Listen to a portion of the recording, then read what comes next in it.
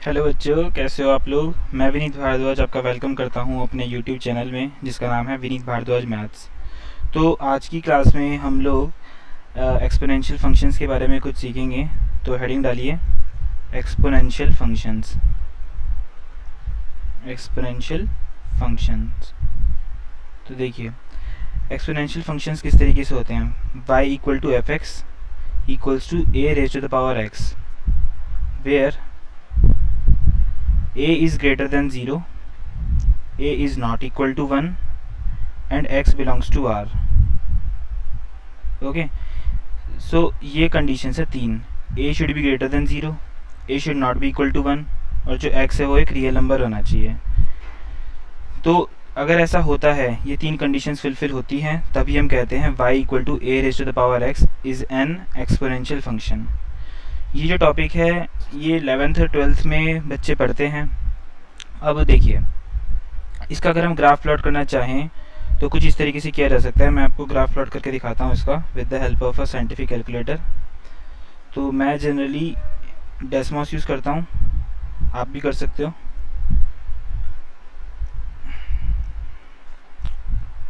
तो सबसे पहला एग्जांपल अगर हम लें तो हम ये ले सकते हैं y इक्वल टू, तो देखिए a should be greater than 0 लिखा हुआ है ना, 0 से बड़ा मतलब 0 के इक्वल नहीं होना चाहिए।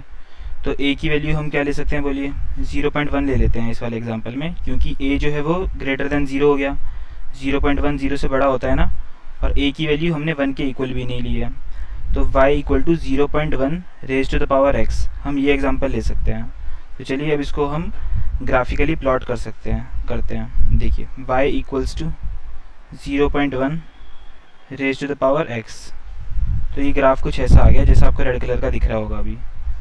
ये ग्राफ किसका है, y equals to 0.1 raise to the power x का।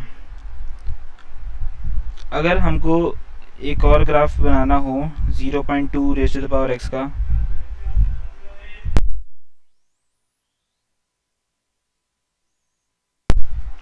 तो हम कुछ इस तरीके से बना सकते हैं।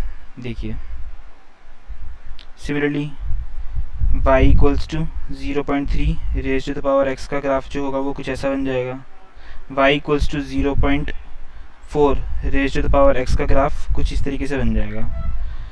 तो जो रेड कलर का है ना, रेड कलर का जो ग्राफ अभी आप देख पा रहे हो वो 0.1 raise to the power x का ग्राफ है।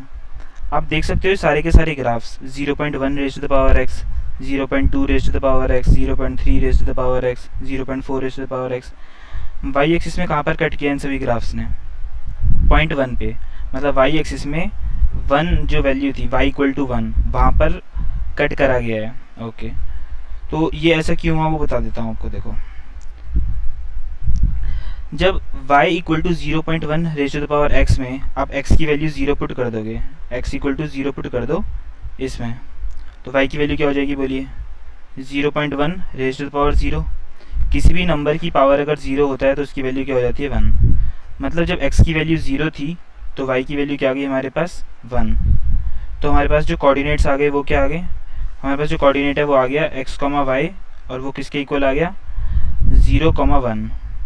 तो हमारे पास ये कोऑर्डिनेट मिल गया 0, 1। मतलब ये जो 0.1 raise to the power x का ग्राफ होगा वो पक्का 0, 1 से पास होगा ही होगा।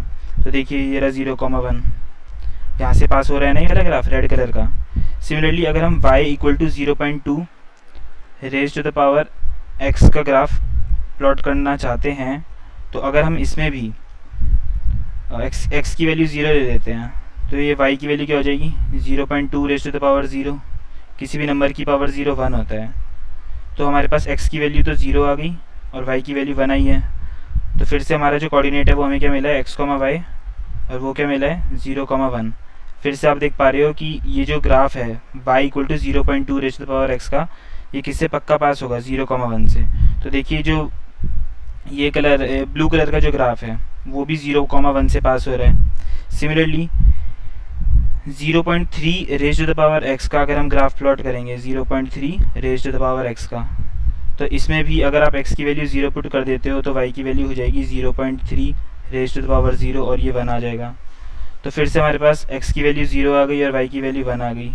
तो जो हमारे कोऑर्डिनेट्स मिले हमें वो x, y वो किसके इक्वल मिले, 0, 1 के। तो हमने यहाँ पे भी नोट किया कि जो ये ग्राफ था y equal to 0.3 raise to the power x का, वो फिर से कहाँ से पास हो रहा है, 0,1 से पास हो रहा है। तो हमने एक चीज़ नोट करी कि जब जब हमारी जो a की वैल्यू है वो 0 से बड़ी हो और 1 से छोटी हो, क्योंकि अभी तक हमने 1 से छोटे वाले एग्जांपल लिए ना, 0.1, 0.2, 0.3। अगर a की वैल्यू 0 से बड़ी हो और 1 से छोटी हो तो पक्का जो ग्राफ है y equals to a raise to the power x का, वो कहाँ से पास होता है, 0,1 से होता ही होता है पास। ओके, एक चीज़ और देखिए, बहुत खूबसूरत चीज़ है ये भी। ये जितने भी ग्राफ्स हैं x की वैल्यू कहाँ पर अप्रोच कर रहे हैं, देखो x की वैल्यू आपको लग रहा होगा ये x एक्सिस पे टच कर गया, लेकिन ये x एक्सिस पे टच नहीं कर रहा है। देखो जब हम इसको जूम करेंगे ना तो ध्यान से देखिए, ये अभी भी x एक्सिस को टच नहीं करा है इन्होंने। देखो कहीं पे भी चले जाओ, आपको लगेगा थोड़ी देर बाद कि नहीं ये तो टच होने लग गया, तो मैं फिर से जूम करके दिखा दूंगा। देखो अभी लग रहा होगा आपको कि टच करने लग गया, लेकिन मैं इसको और जूम कर दूंगा तो देखिए आप, इन्होंने अभी भी x एक्सिस को टच नहीं करा है। इसका मतलब कि जैसे जैसे x की वैल्यू बढ़ रही है ये टूवर्ड्स द इन्फिनिटी जा रहे हैं और ये कभी भी x एक्सिस को टच नहीं करते हैं। तो y इक्वल टू a की पावर x का जो ग्राफ होता है वो जैसे जैसे हम x की वैल्यू बढ़ाते हैं टूवर्ड्स प्लस इन्फिनिटी जाते हैं तो y की वैल्यू 0 को अप्रोच करती है, क्योंकि देखिए जो y की वैल्यू है वो नीचे आती जा रही है और ट्राई कर रही है कि वो x एक्सिस को टच कर दे, लेकिन वो x एक्सिस को टच नहीं करती है। ठीक है, इतना सा कंसेप्ट क्लियर हो गया आपको। ओके, तो ये थी बात y equals to a raise to the power x के ग्राफ की, जब a की वैल्यू 0 से बड़ी हो और 1 से छोटी हो। तो चलिए जो बाकी का कंसेप्ट है मैं आपको नेक्स्ट लेसन में बताऊंगा। Thank you.